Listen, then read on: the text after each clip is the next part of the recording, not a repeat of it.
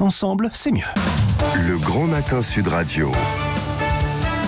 L'enquête de la matinée. Bienvenue, il est 9h10, c'est le Grand Matin Sud Radio et notre sondage ce matin, proposition de loi cyber-haine, est-ce de la censure, oui ou non Véronique Jacquier? Eh bien du côté des auditeurs de Sud Radio sur le compte Twitter de Sud Radio, c'est oui à 78%. Je vous lis certains commentaires. Villeneuve nous dit bien sûr, d'autant que la notion de haine n'est pas une notion juridique, il s'agit d'un sentiment moral, c'est trop vague. Par ailleurs, ce ne sont pas les mots qui tuent, mais les actes. Alfide ajoute, les propos haineux sont pour beaucoup une soupape quand une personne souffre d'injustice. Pour cela, ça peut éviter des passages à l'acte. Et puis, Jean conclut en disant, ce sont donc les plateformes qui vont se substituer aux juges pour décider si les contenus sont haineux ou non.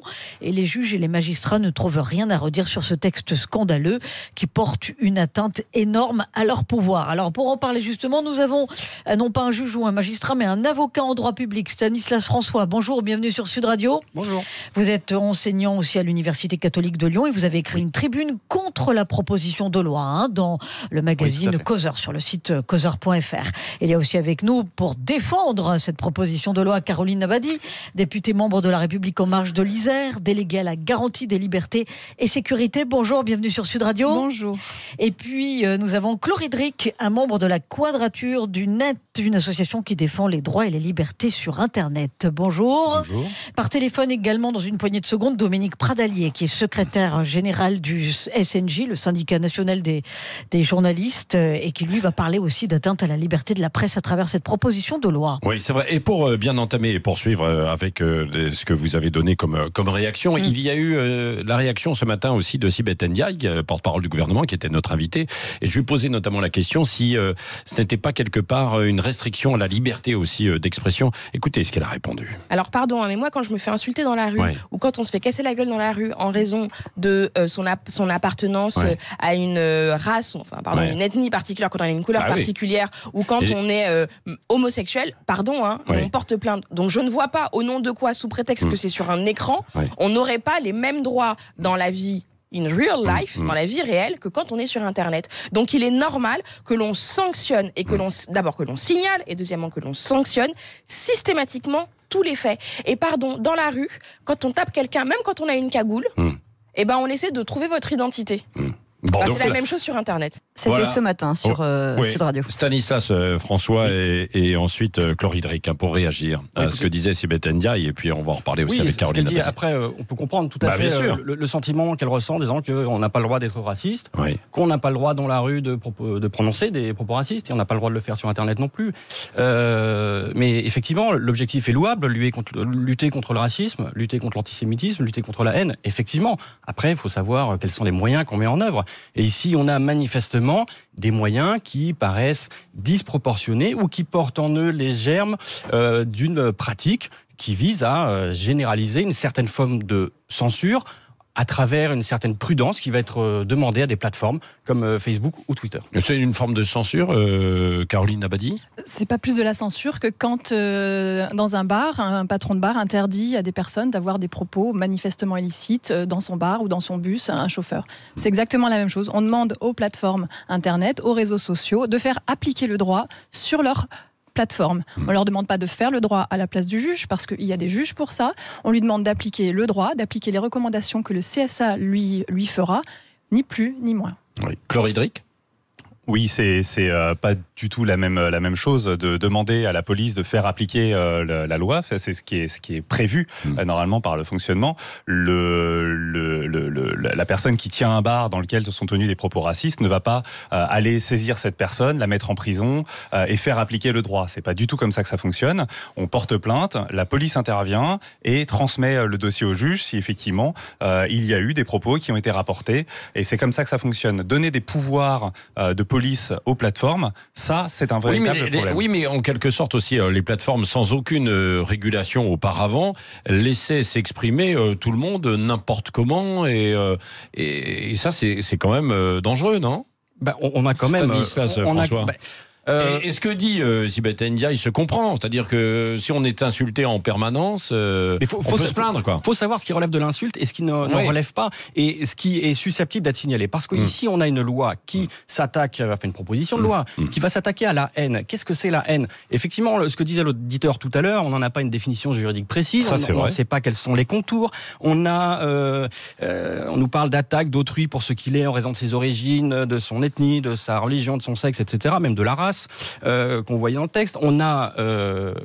il était question d'ailleurs de l'islamophobie, ça a été retiré, ce qui fait qu'on ne sait pas ce qui est vraiment couvert par cette notion de haine et quels sont les propos qui sont visés. Et là où ça porte en germe une espèce de pratique de censure, c'est que, eh bien, il va y avoir des opinions qui sont tranchées, qui vont porter sur certains sujets et qui ne pourront pas être librement débattus. Oui, Caroline Abadie. Sur ces contours. C'est pas une histoire de débat d'opinion. On n'est pas du tout là. On est vraiment sur le manifestement illicite. Le manifestement illicite, il est déjà très bien expliqué dans le texte. C'est la loi de 1881 sur la liberté de la presse. C'est très clairement défini.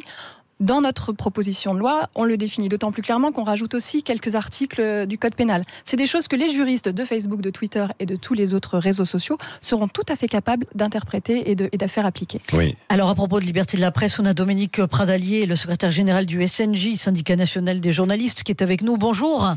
Bonjour à tout le monde. Je dois vous dire que moi je suis très choqué pour deux points. Le point principal, c'est qu'on touche à la loi de 1881 et c'est toujours la même chose, c'est toujours dans une bonne intention, c'est toujours pour faire du bien, c'est toujours etc. Et à l'arrivée, ça se transforme en contrainte, obligation, pouvoir exceptionnel donné à des gens qui n'en ont pas les responsabilités réelles, etc., etc. Non à la loi. Non au fait de démantibuler la loi de 1881 qui a entraîné derrière elle toute une pacification de la société par la possibilité de dire deux choses. La première, la liberté et le principe général. La deuxième, les exceptions à cette liberté passent sous le coup de la justice. Et c'est normal. Deuxième point, oui.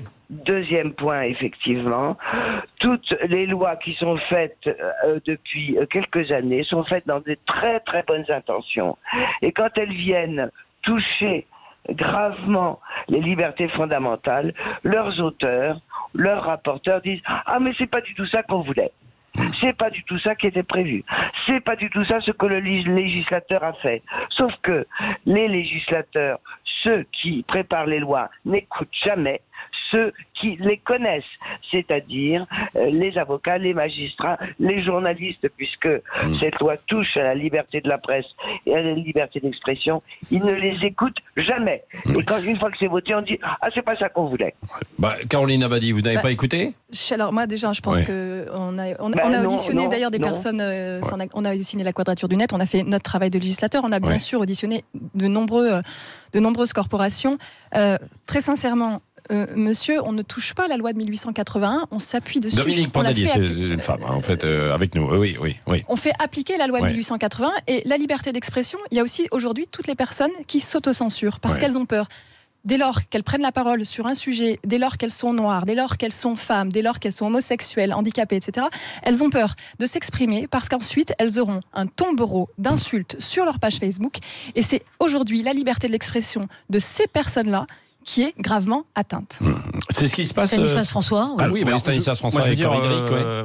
Là, si maintenant il va y avoir des personnes qui vont avoir peur de s'exprimer, c'est celles qui vont pouvoir être victimes de la part de certaines associations qui sont le bras armé d'une censure ou qui ne tolèrent pas que des personnes puissent avoir des opinions différentes et qui, avec ce fameux bouton de signalement, qui va permettre de signaler tout contenu qui ne leur plaise pas, de pouvoir signaler, et les opérateurs... C'est quand il y a de la haine quand même. Quand il y a de la haine. Oui, mais il y a des gens qui où commence la haine en fait, c'est ça la question. Mais il y a des gens qui considèrent que à partir du moment où on ne partage pas leur opinion, c'est de la haine. Et ça sur plein de sujets, que ce soit sur l'immigration, que ce soit... Ça va être le débat sur la procréation médicalement assistée, auquel on va avoir droit bientôt. Il y a des gens qui considèrent qu'on ne peut pas être contre, ou en tout cas... et mettre des réserves sur la généralisation de la pratique sans être taxé d'homophobe, etc. On a vu que la députée de La République En Marche, Agnès Thiel, était exclue du groupe d'ailleurs, parce qu'elle ne pensait pas comme les autres. Ce genre de personne. Non, mais Caroline Abadie, ça choque les auditeurs de Sud Radio. Elle n'est pas poursuivie. Oui, mais elle aurait pu être poursuivie. Non, elle n'est pas poursuivie en justice, mais elle exclut.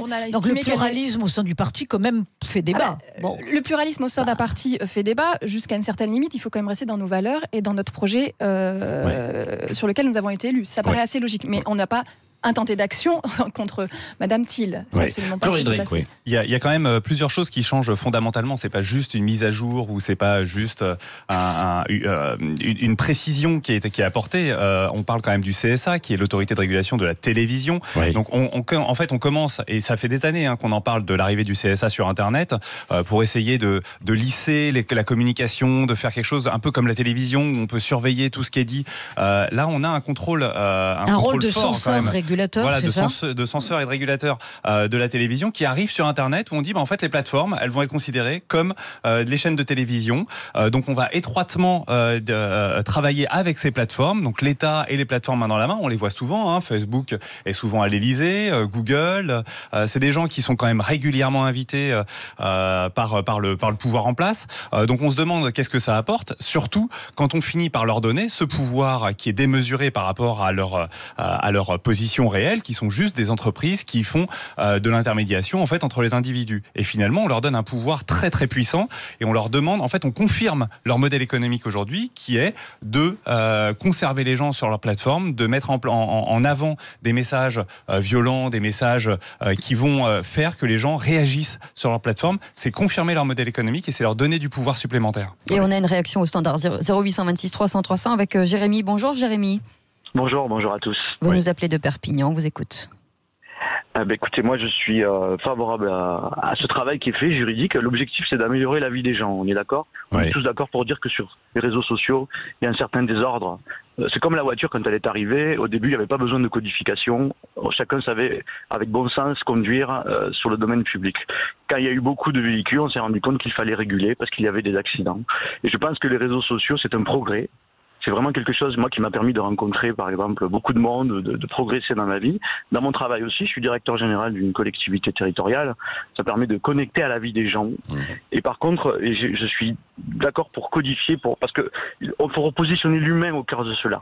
Je comprends qu'il y a des corporations comme les journalistes, comme certains qui vont avoir aujourd'hui des soucis, parce que forcément, il va y avoir des procès. Si on fait une loi, forcément, il va y avoir des recours, le juge va se prononcer. Mais je crois qu'on est là pour protéger justement la liberté d'expression avec cette loi. Et moi qui suis au quotidien dans le Sud, avec les élections municipales qui arrivent, il va y avoir des débats sur les réseaux sociaux. Je crois qu'il faut enlever ces discours qui visent à détruire des personnes sur des réseaux sociaux. Il faut permettre la libre expression. Parce qu'il y a des minorités qui voudraient s'exprimer. Il faut que la loi protège. Mais jusqu'où et comment c'est quand même assez compliqué, Chloride Rigoulier. Si on reste sur l'histoire des voitures, est-ce qu'on demande aux sociétés d'autoroutes d'aller surveiller le comportement des véhicules sur leur route ? C'est pas du tout c'est pas du tout leur fonctionnement. C'est pas comme ça que la justice qui doit s'occuper. Aujourd'hui, c'est la police qui surveille ce qui se passe sur les routes. S'il y a un problème, c'est elle qui intervient et finalement le sujet se retrouve sur le bureau d'un juge. Ce n'est toujours pas dans le monde réel, ce n'est pas comme ça que ça fonctionne. On est en train de demander d'appliquer dans le monde numérique quelque chose qui n'est pas en fait le fonctionnement dans le monde réel aujourd'hui. Pourquoi ? Parce que c'est plus simple, parce qu'on peut dialoguer avec des grandes plateformes et leur demander de faire le travail du juge à la place du gouvernement. Oui, pour beaucoup d'auditeurs. Qui devrait, quand on parle du travail du juge, si on veut accélérer les procédures, il faut donner du pouvoir à la justice, il faut donner du budget à la justice et c'est pas du tout le sens dans lequel on va aujourd'hui. Caroline Abadie. Le budget, si, c'est dans le sens. On a voté un budget qui n'a jamais été aussi la plus forte augmentation du budget de la justice depuis quelques mandats. On sait qu'il est dérisoire ce budget, c'est 7 milliards d'euros, l'éducation nationale c'est 40 milliards. Monsieur dit qu'on ne va pas dans le sens de l'augmentation, nous allons dans le sens de l'augmentation. Par contre, le juge, finalement, ça se terminera toujours sur le bureau du juge s'il y a contestation là-dessus. Bien sûr qu'il y a des recours possibles. Par contre, je voulais juste réagir sur un point. Le CSA aussi est là pour sanctionner les plateformes si elles étaient amenées à retirer de façon excessive des contenus. On est vraiment dans un équilibre où on demande à la plateforme, aux réseaux sociaux, d'appliquer exactement le droit et pas plus, et donc pas moins non plus. Donc le CSA pourra sanctionner les plateformes dans ce cas-là, et une notification ne vaut pas retrait automatique. C'est aussi ce qu'on demande dans cette loi et dans ce texte, c'est des ajouts d'ailleurs de La République En Marche sur les débats d'aujourd'hui, c'est qu'on demande aux plateformes de d'évaluer à chaque fois la demande de retrait et non de retirer systématiquement. Donc ça ne sera pas dans le débat d'idées, dans le débat politique, dès qu'on voudra mettre des pots de banane à un concurrent, notifier ses posts et ses tweets, ne correspondra pas automatiquement à un retrait de ce contenu. Il y a beaucoup d'auditeurs qui trouvent que la proposition de loi va trop loin parce qu'ils disent la censure existe déjà, des comptes sont même fermés sans raison. Les internautes ont le pouvoir de bloquer ce qui ne leur conviennent pas. C'est vrai qu'on peut se demander à quoi bon légiférer. Stanislas François, quand vous écoutez Caroline Abadie, qui est députée membre de La République En Marche de l'Isère, ça vous fait réagir? Oui, moi ça va me faire réagir. Parce qu'effectivement, vous nous indiquez qu'il y a des obligations qui sont mises à la charge des plateformes, notamment pour veiller au respect de la loi de 1881. Mais dans une démocratie, qui veille au respect de la loi, c'est le juge. Et c'est un peu le grand absent de cette proposition de loi, parce qu'on va demander à des opérateurs privés, des plateformes, Facebook, Twitter, Instagram, etc., de procéder à une appréciation de la loi. L'appréciation de la loi dans une démocratie, c'est le juge qui... Mais comment vous expliquez que les magistrats ne soient pas montés au front? Le juge intervient en cas de litige. Il n'intervient pas à chaque instant de la vie, dans la rue, dans un bus, dans un restaurant, dans tout lieu. Le juge n'intervient pas à chaque fois qu'on peut se poser une question. Il intervient s'il y a litige et qu'il est saisi. C'est toujours le cas. Je tiens d'ailleurs à préciser, parce que vous nous parliez des possibilité de recours en cas de contestation. Moi, l'article 3 de la proposition de loi telle que je l'ai vue est assez lacunaire à ce niveau-là. Il manque des éléments parce qu'on oblige les plateformes à un devoir d'information et on ne sait pas trop quels seront les recours possibles. Moi, je me méfie de ce type de loi parce que, effectivement, elle repose sur des très bonnes intentions. Effectivement, on n'a pas le droit de traiter des gens, de les insulter. Mais attention aux bonnes intentions, parce que c'est au nom de la démocratie que les Américains ont envahi l'Irak et c'est au nom des droits de l'homme que la France a mis le bazar en Libye. Il faut vraiment faire attention avec ce genre de choses, parce que ici, on veut... La fin ne justifie pas forcément les moyens et il faut bien différencier l'objectif que l'on a et les modalités que l'on propose. Et ici, les modalités sont particulièrement excessives. Elles visent effectivement des propos qui sont racistes, antisémites, etc. Mais elle a un champ d'application qui est tellement large qu'elle va, de fait, conduire à une autocensure. Bon, nous poursuivons le débat juste après une courte pause. La proposition de loi, haine sur Internet, est-ce de la censure ou pas? Pour l'instant, vous êtes quand même majoritaire à dire que oui. C'est de la censure à 78%. À 78% pour les gens qui votent. Ouais, évidemment, il n'y a pas de censure. Non, donc, vous pouvez y aller. Parlons vrai sur Sud Radio. Et on se retrouve dans un instant. Continuez de voter et continuez de donner votre avis sur Twitter, #Sud Radio Matin. Et puis, bien sûr, de nous appeler 0826 300 300. Restez avec nous, 9h27. Engagement 12 mois. Le Grand Matin Sud Radio. L'enquête de la matinée. Merci d'être avec nous. Il est 9h30 ce matin. Nous vous évoquons bien sûr cette loi qui est débattue à l'Assemblée nationale concernant la cyberhaine. Et est-ce que c'est de la censure, Véronique Jacquier? Eh bien, pour les auditeurs de Sud Radio, sur le compte Twitter de Sud Radio, c'est toujours oui à 78%. Ça vote beaucoup, beaucoup de nouveaux commentaires. Percha nous dit quand commence la haine? Moi, quand je dis que je n'aime pas Benzema, je suis targué de raciste ou islamophobe, alors que je ne parle que d'un joueur de football.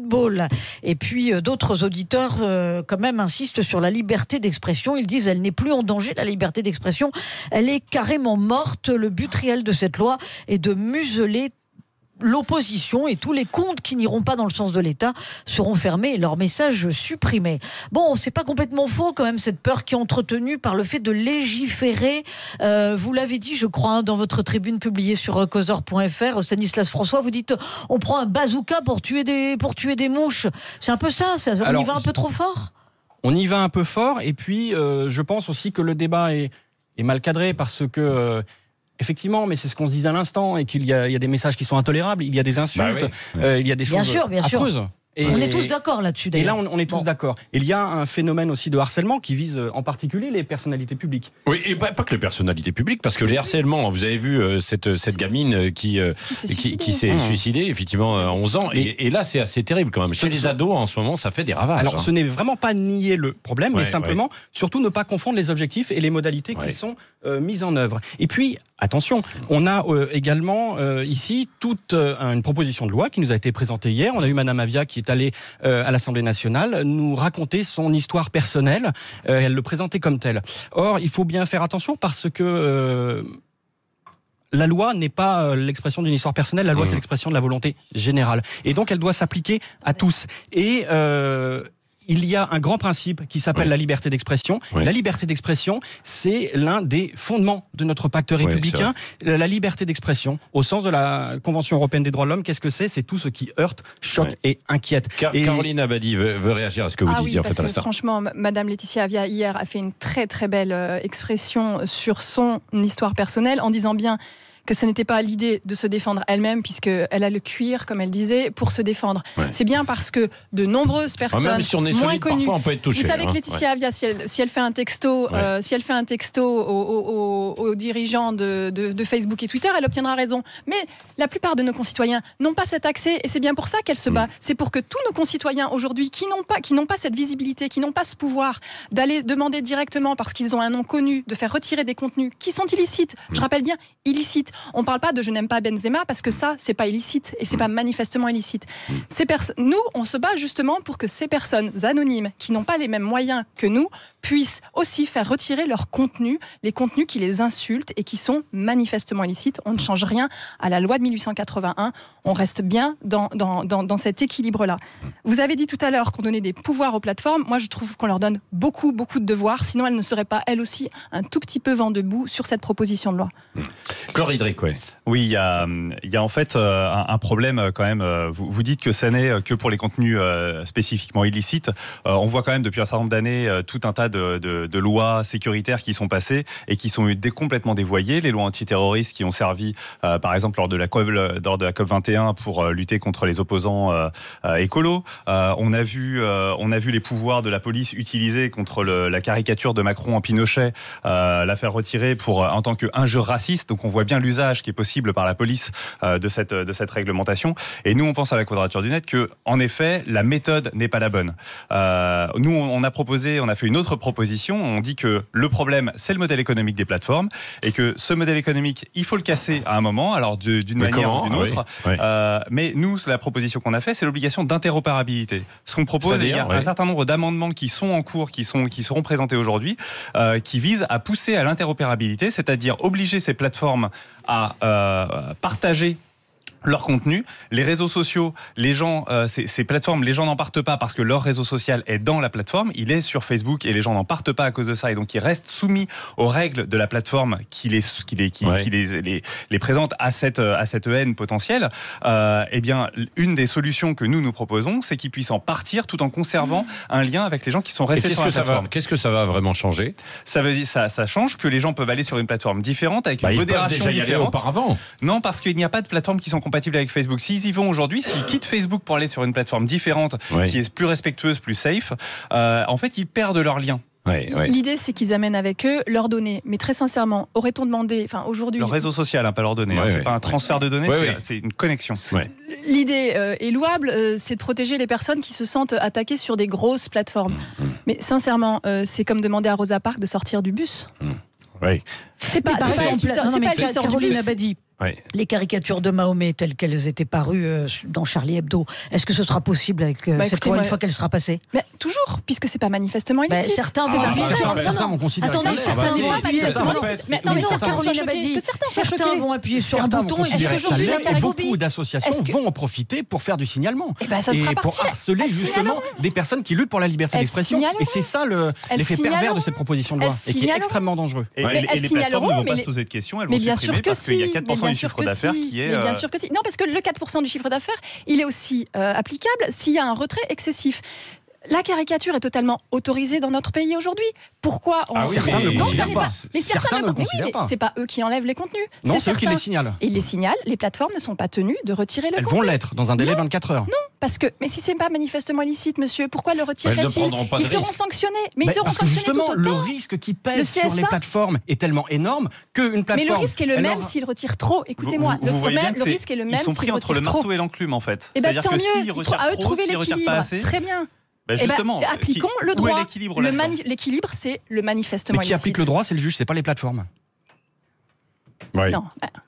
Vous respectez le droit tous les jours, vous aussi, moi aussi. On demande aux plateformes de le faire appliquer sur leur plateforme, sur leurs réseaux sociaux. Ensuite, pas de souci. S'il y a un doute, on saisit le juge. S'il n'y a pas de doute, c'est manifestement illicite. La jurisprudence et les recommandations du CSA seront suffisamment précises. Donc on instaure un mécanisme de censure préventive. Mais on instaure de faire appliquer le droit. Vous, dans votre radio, si je commence à avoir des propos totalement racistes, à un moment donné, vous allez bien me couper le micro.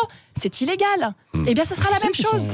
Ça sera la même chose. C'est-à-dire que vous êtes responsable en fait de vos propos. On vous recadre dans ces conditions, mais on n'empêche pas de parler, mais on recadre en fait immédiatement, bien sûr, pour que ce soit vous comprenez que sur Internet, sur le volume, sur Internet, la loi, ce serait compréhensible. C'est-à-dire que aller se retrouver devant une autorité qui va nous dire ce que vous faites n'est pas correct.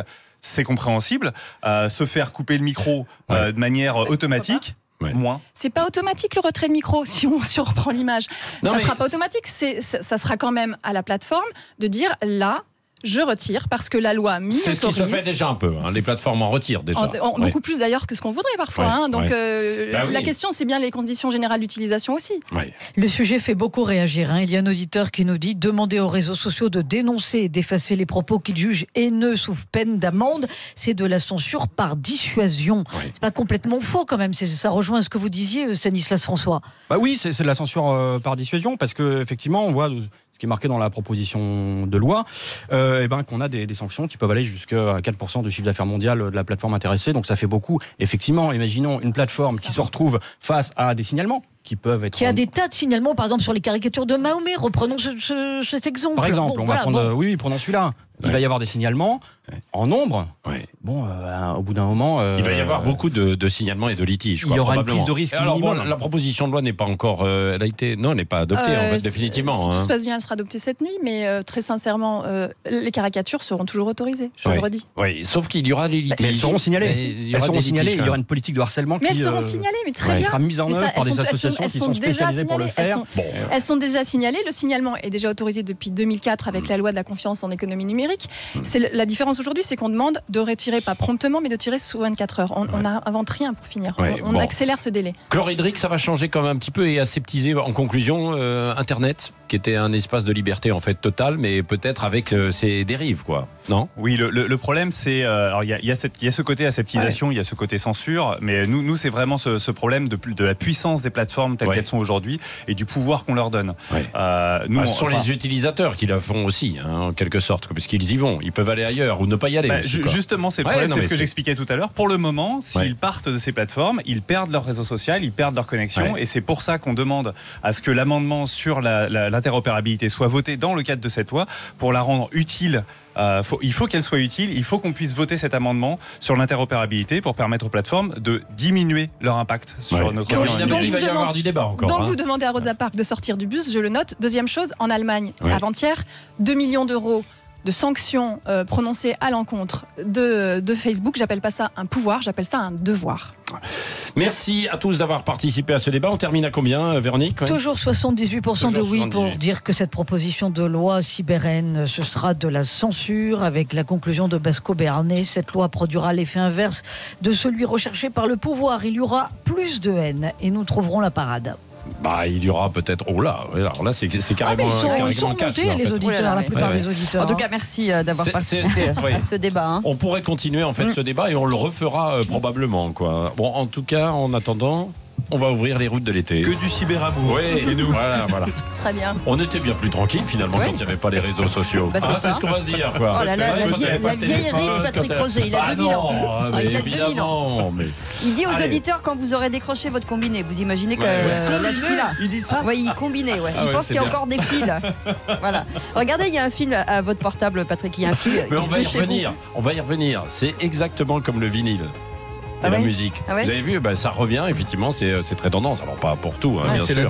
la différence entre le ringard et le vintage. Oui, voilà, absolument. Vintage et chic. Bon, mon ami vintage, là. On part au Morbihan avec Vincent Ferniaud aujourd'hui. C'est vrai. Dans le Morbihan. Écoutez, les alignements de Carnac, Quiberon, Belle-Île-en-Mer. Oh là là. Vous faites rêver Patrick. Finissez, Patrick. Non. Marie Galant. Saint-Vincent. C'est moi, Saint-Vincent, aujourd'hui. J'ai pas reconnu la chanson, allez-y. Comme à chaque fois, c'est toujours une chanson un peu différente, mais bon, ça va faire plaisir aux auteurs. Donc nous partons dans le Morbihan aujourd'hui et on va parler de quoi ? On va manger quoi déjà? D'abord, on écoutera peut-être un petit air du Bagat de Lan Biway. Oui, quand même, hein, les interceltiques. Ça, c'est vraiment le Morbihan, Lorient, Vannes. Et puis, on va se balader du côté de Quiberon, de la presqu'île de Quiberon, Belle-Île-en-Mer, où nous irons demander les meilleurs plans de l'office de tourisme de Belle-Île-en-Mer, parce que c'est encore assez méconnu. D'ailleurs, c'est une terre assez... c'est méconnu, oui. Enfin, méconnu. En tout cas, peu de gens passent le bac, j'ai envie de dire. Oui, le fameux bac pour emmener de l'autre côté. Et Belle-Île, du coup, c'est assez préservé et c'est chouette. Et puis, on va aussi parler de la gastronomie locale. Et il serait temps. Et alors, curieusement, on va s'intéresser aux glaces, parce qu'il y a un très grand glacier. Il y a un très grand glacier à Vannes, Alain Chartier. La glace, non. Mais il y a un meilleur ouvrier de France glacier qui fait vraiment un travail extraordinaire. Il y a un parfum particulier ou pas? Vous verrez tout à l'heure, parce qu'ils vont nous sortir des parfums sortis de nulle part. Un parfum Mite-pain, vous connaissez? Mite-pain? Oui, c'est pas mal. Non, ça n'existe pas, Patrick, c'est une blague. Si, ça se fait en soupe. La soupe au pain grillé. On parle de glace. Oui, pas en glace. Vous parlez de soupe glacée, là, finalement. Oui, c'est ça. Vous croyez que vous allez donner envie donc aux gens du Sud, du Grand Sud, d'aller en Bretagne? Parce qu'il y en a quand même de plus en plus. Mais ils hésitent toujours, parce qu'ils disent c'est bien, mais il pleut tous les jours. Mais il fait il fait beau plusieurs fois par jour aussi. Vous rigolez ou quoi? D'abord, le Morbihan, c'est le midi de la Bretagne. Ça, c'est vrai. Où il fait très très beau. Et puis en plus, réchauffement climatique. La Bretagne n'a jamais connu un tel engouement qu'aujourd'hui, grâce à ces températures tempérées. 42 degrés l'autre jour près de Cancale. Il va y avoir des palmiers qui vont pousser. Il y en a déjà des cocotiers, ceux qui avaient passé le Cap Horn et qui plantaient dans leur bien se tenir, quoi. C'est un peu ça. Non, mais enfin bon, il en faut pour tout le monde, quoi. Et puis dans notre première heure, vous le savez, toujours une question de vacances qu'on se pose, enfin des questions auxquelles on essaye de répondre. Et ce matin, vous vous souvenez cette époque où charger la voiture était une fête, en quelque sorte, à la maison? Alors, une fois, ça gueulait aussi. Ça s'engueulait aussi, pas mal, souvent dans les foyers. Mais bon, il y avait cet engouement, ce moment où on allait partir. A-t-on encore le droit de partir en voiture? Voilà la question qu'on va se poser ce matin entre les tarifs. Alors évidemment les tarifs des carburants, des péages, les difficultés même de stationnement sur les lieux de vacances, etc. Et puis surtout l'écologie. On a tous envie de sauvegarder la planète, la signature carbone de nos bagnoles. C'est vrai. Est-ce que c'est quelque chose d'important? On va comparer avec le train. On va parler d'avion et c'est pas souvent à son avantage. En fait, la question c'est est-ce qu'il faut ressortir les chevaux et les bicyclettes pour partir en vacances? On s'y intéresse. La marche à pied. Oui, exactement. Les routes de l'été, on va les faire à pied. Mais non, ça sera demain. Vous imaginez les randonnées avec Cécile et ses petits talons? Ses grands talons, on peut le dire. Quand même. Je me gênerais. D'accord. Toujours très digne. En Louboutin, sur les chemins. L'élégance absolue. La chaîne des Pyrénées en Louboutin, avec Cécile le minibus. Si vous la voyez passer cet été, venez-lui en aide quand même un petit peu. Prenez-la dans vos bras. Elle va du côté des Pyrénées. Patrick, on va faire une course dans le couloir. D'accord. Moi avec mes talons, vous avec vos godillons là. Et je suis sûr que je vais gagner. Oui, vos godillons. Et je suis sûr que je vais gagner. Bon, dans un instant, merci Vincent. On vous retrouve 10h midi avec grand plaisir, évidemment, comme chaque matin sur Sud Radio. Dans un instant, on parle d'un autre phénomène, à part Vincent Ferniaud. On parlait de Kylian Mbappé avec Arnaud Herman. Et vous allez voir que à 20 ans, il y a quand même pas mal de choses à dire sur ce joueur incroyable. On a l'impression qu'il a déjà toute une histoire. C'est dingue, mais il a toute une histoire. Il a une famille, une structure. Vous allez voir que tout est réfléchi depuis très longtemps. Ah oui, là, et depuis très jeune. Restez avec nous à 9h45.